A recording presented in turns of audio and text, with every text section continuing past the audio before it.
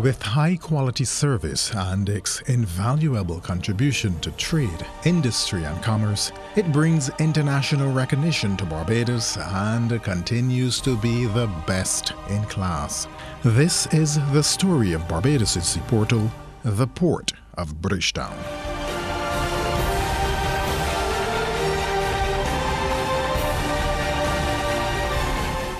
"90% of the people in Barbados said, do you think you can build a wall out there in the sea? As fast as you build it, the sea is going to knock it down."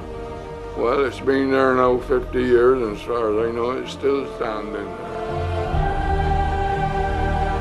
And the port now became a center of industrial activity in Barbados.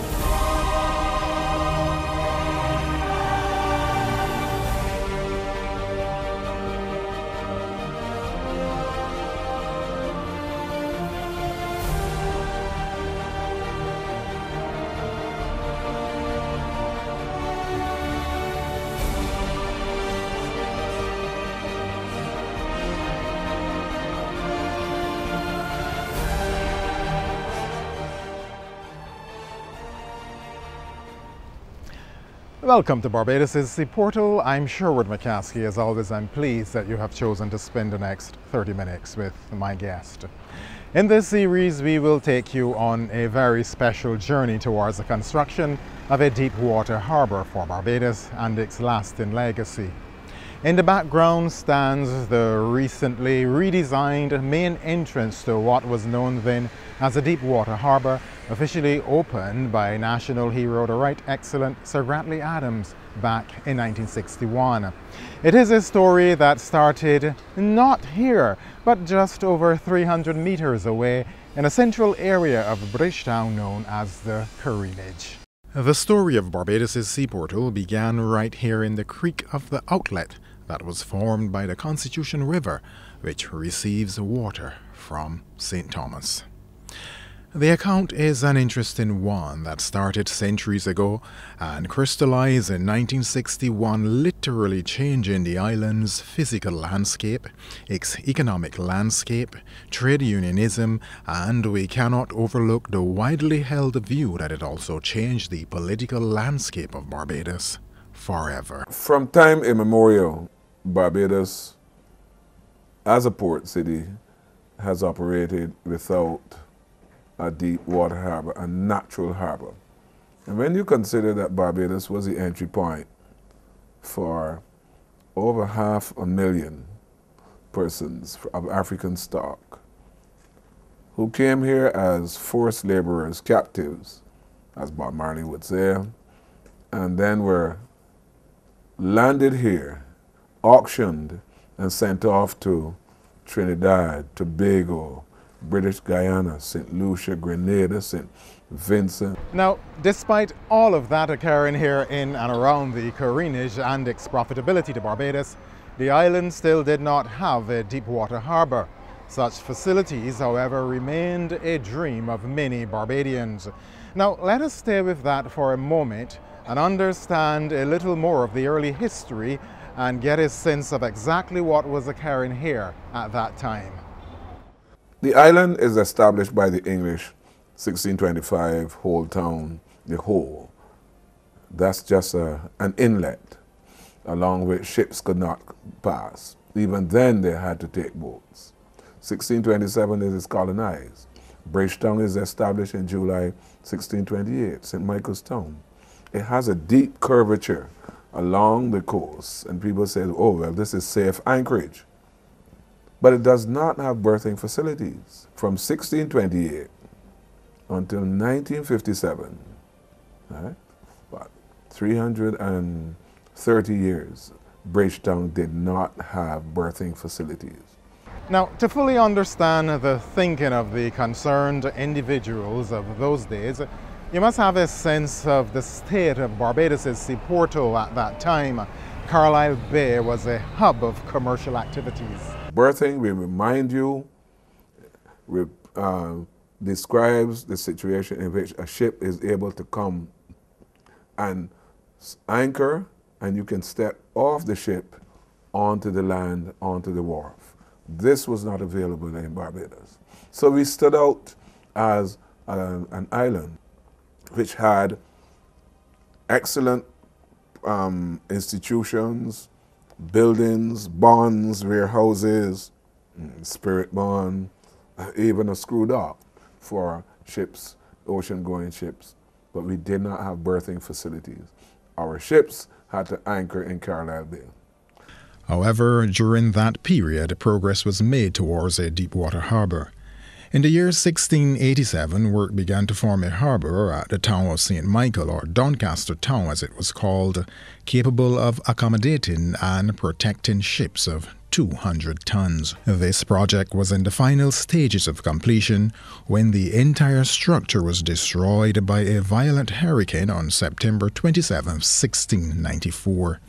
27 British ships sank and over 3,000 individuals died.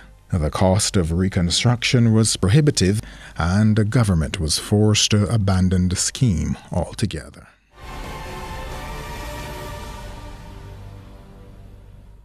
Fast forward now to the 19th century. As soon as large ships began to replace the small steam and sail vessels, the talk of a deep-water harbour surfaced again. It was felt that the careenage would be unable to cope with the large boats, and so a proposal to build a deep-water harbour off the coastline of Barbados was again suggested in the second half of the 19th century. In the 1860s, right, John Coode made a suggestion that you should widen and deepen the careenage, the roadstead. And this was the first suggestion made about improving facilities for ocean-going ships.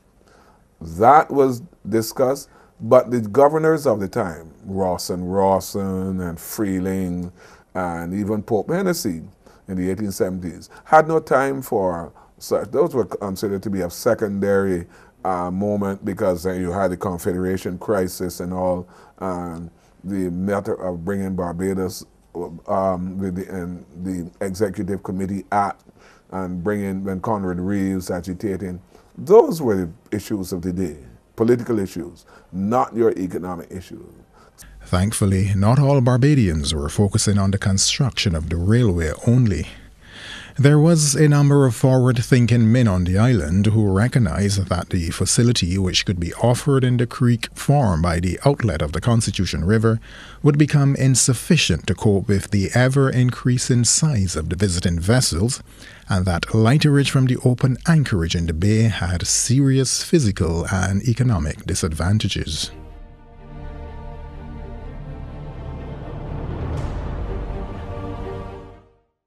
In 1882, John Coode, one of the founders of the London firm of the consultant engineers Coode and Partners, conducted a survey and in the following year submitted a proposal for the site and the construction of an artificial harbour. So John Coode, therefore, came back in the 1880s, and in a report in the 1880, the Coode report, he rescinded his earlier suggestion about expanding and deepening the careenage. But he could not make, and he did not make, any alternative suggestion. Thus, the situation stayed. And soon after, you found the problems of the fall or the decline of the sugar industry. The 1890s, competition from beet sugar, panic.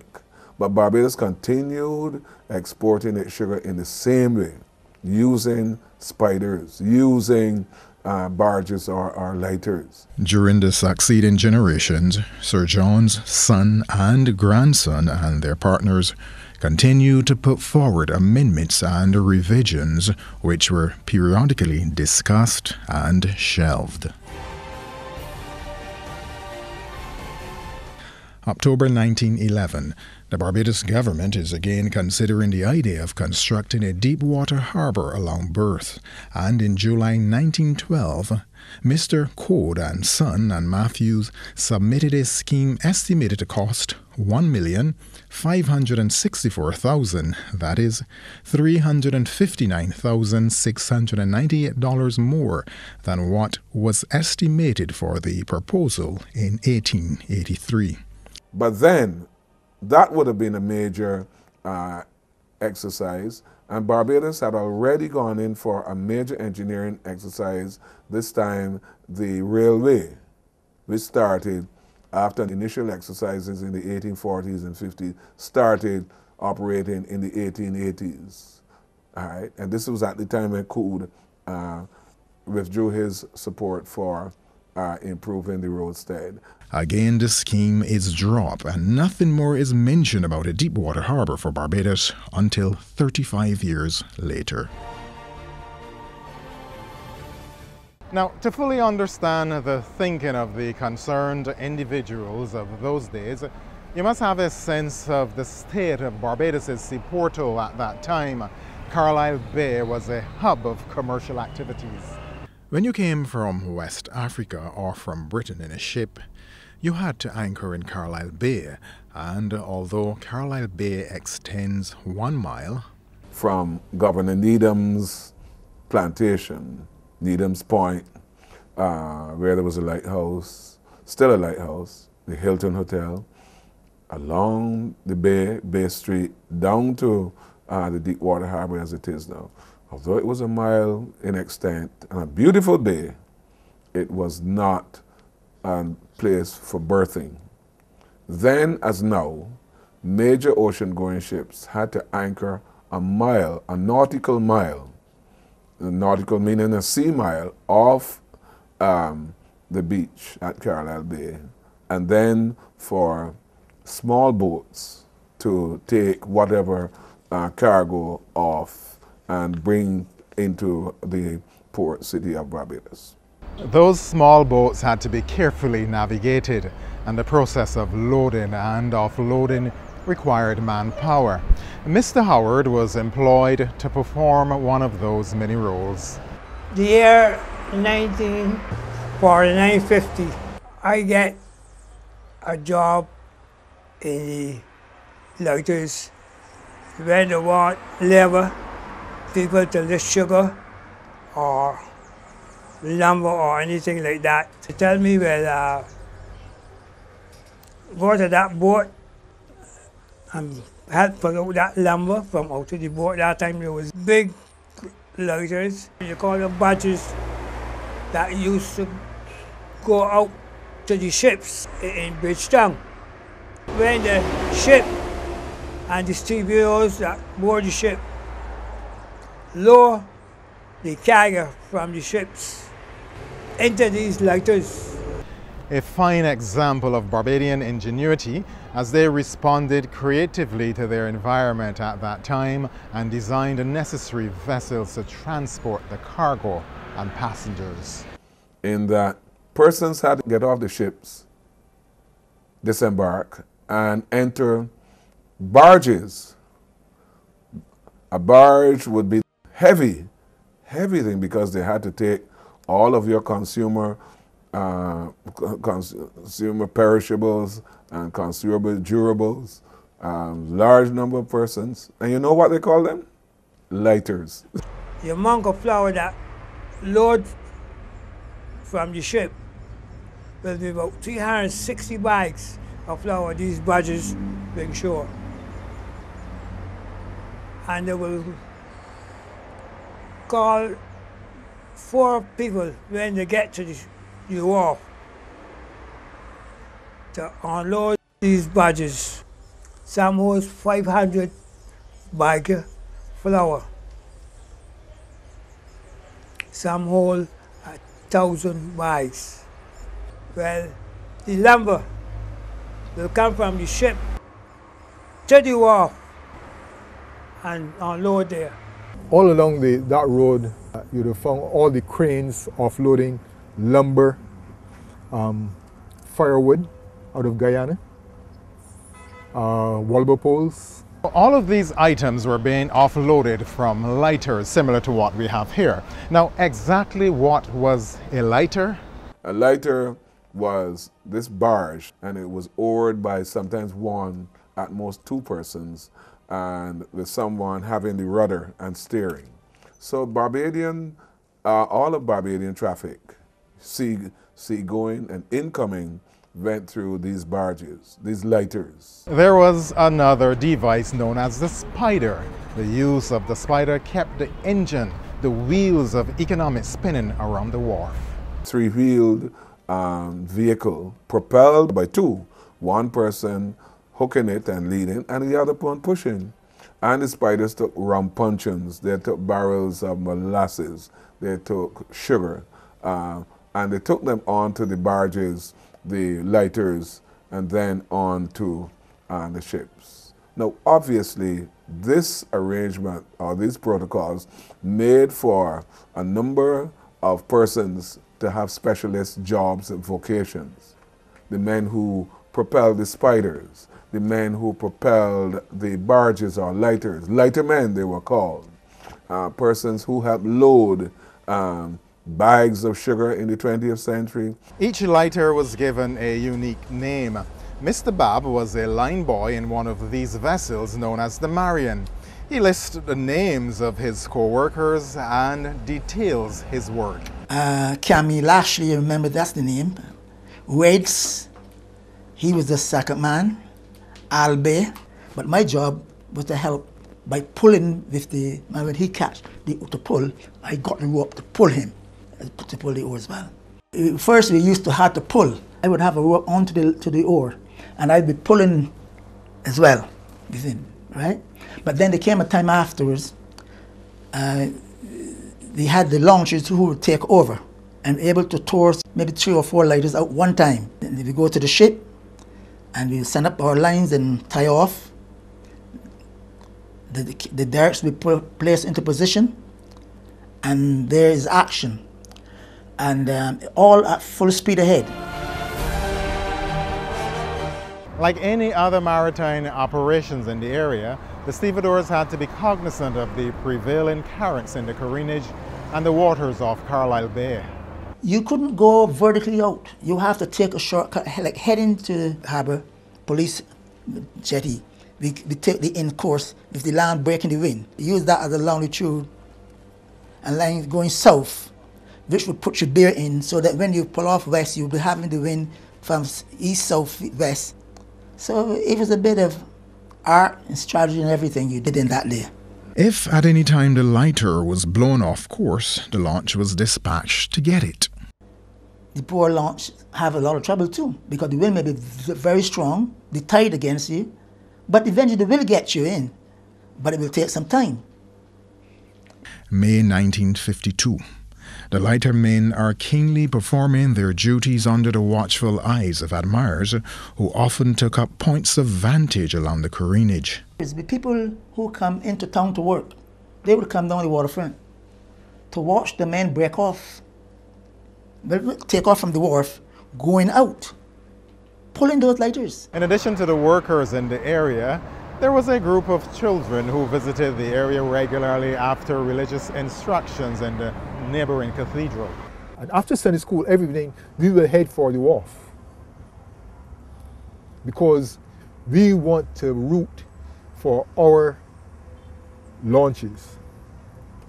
The lighters, we had the lighters, and during my younger years, I don't know about oaring a lighter. I know about towing a lighter. And they had powerful launches like the Trojan and the Majestic and the Sea Princess, among others. Some were owned by Masons and the companies like that. The Sea Princess was owned by Mr. Gibbs. And obviously I rode for Sea Princess because I'm rooting for Sea Princess because Mr. Gibbs lives in Station Hill. But it was also the one that can tour 6 lighters laden at one time, while there are others who would only tour 3. And they will go to the lighters, out with the lighters to the ships moored in Carlisle Bay, get their cargo, come back in to the wharf.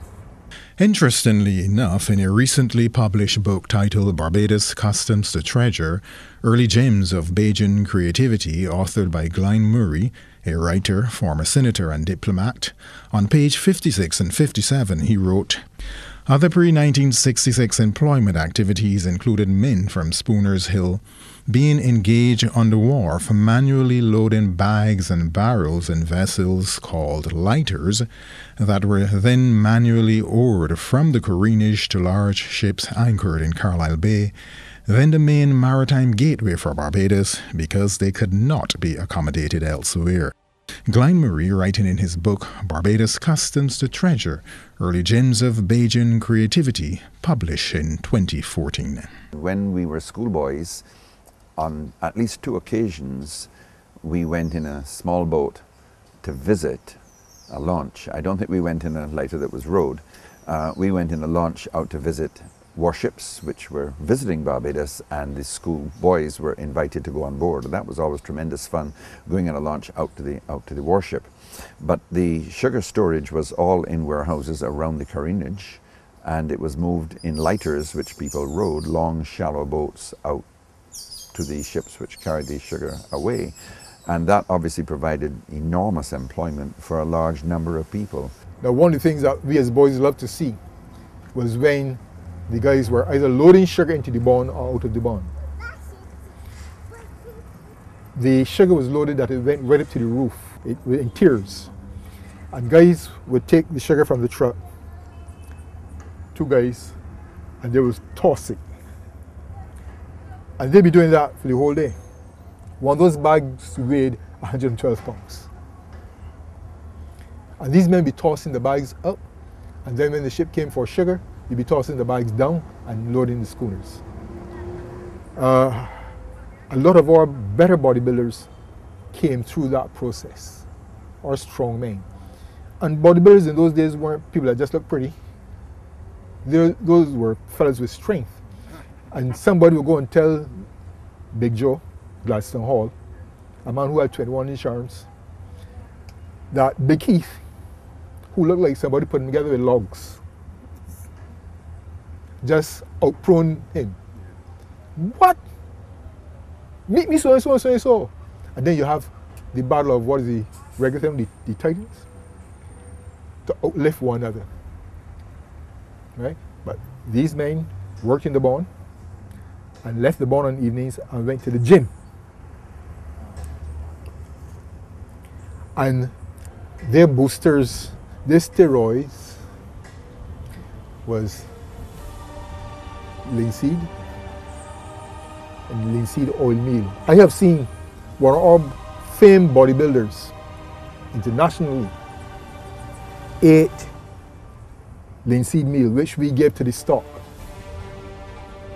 When you give that to your stock would glow. Ate that. Along with every yardful of egg you can get your hand on. And all the cornmeal and everything else that you can get your hand on, your carbs, your potatoes, etc., etc. But I think these men loved and worked in that industry and then went in the gym. They were brawny, strong men and so on, but they were characterized by the fact that it was known that they always had a little money.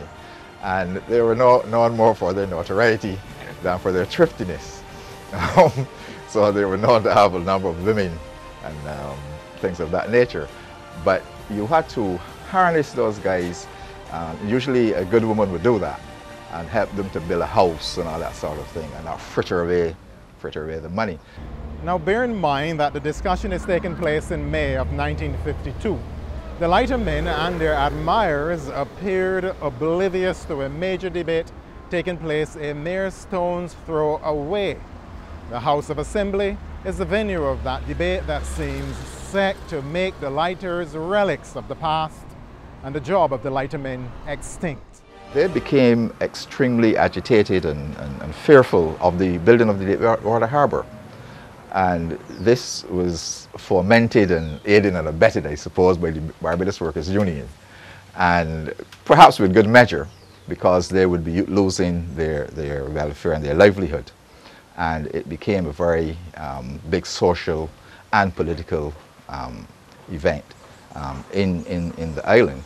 And politically, it played a significant role in the party that was in power, losing the election of 1961. Now, general elections were held 7 months after the opening of the newly constructed Deepwater Harbour. And for continuity and the good flow of this documentary, we've opted to engage in that discussion at this point. A number of people who were close to the Barbados Labour Party lamented the fact that the then Prime Minister, Dr. Cummings, was a bit tardy in calling elections, and it was felt that with all that happened immediately after the Deepwater Harbour, the country was in such a mood that perhaps the government could take, that existing government could take advantage of the situation then. But unfortunately that was not to be. They did not. And of course, Mr. Barrow won that election. Certainly it was not the only thing, but it was a major thing because of the importance of St. Michael. And that agitation and so on certainly permeated the whole of St. Michael and a little beyond. The infamous election of 1961, December 1961. I remember as a little boy when people said, sweep them out of the council, sweep them out. You got the broom in your hand and the LP sweep them out? Right, but that's December 61. Cummings had no notion that he would be defeated. And so it came to pass in Barbados. In our next program, we shall take you back 12 years earlier and pick up the discussion that is taking place in the House of Assembly in 1952, which paved the way for the construction of a deep water harbour. That therefore brings us to the end of this, the first program in the series. Do join us next week at the same time as we continue our look towards the construction of a deep water harbour for Barbados on this Barbados' Sea Portal. I'm Sherwood McCaskey.